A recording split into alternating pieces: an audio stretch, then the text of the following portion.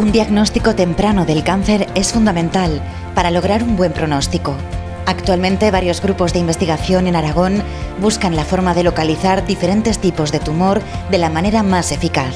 En concreto, uno de nuestros científicos trabaja en un diagnóstico menos invasivo y más eficaz del glioblastoma, el cáncer de cerebro más común y con una alta tasa de mortalidad.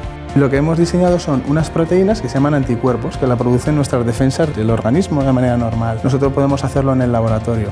A esto le hemos pegado positrones y lo que vamos a hacer es inyectarlo en pacientes para ver si reconocen al tumor, se pegan y podemos hacer una foto en 3D. Una foto que no solo nos hable de la anatomía o la cartografía del tumor, sino que nos diga si ese tumor va a responder mejor o peor a quimioterapia o si puede responder mejor o peor a inmunoterapia o más cosas. Sus investigaciones con los genes también se están aplicando al tratamiento de enfermedades raras como el síndrome de Noonan.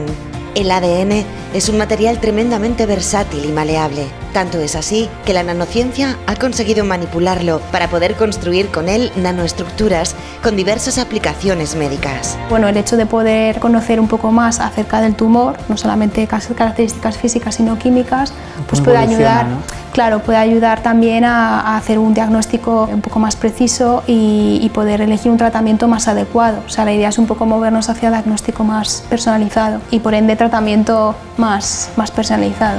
Hoy en ruta por los diagnósticos más innovadores.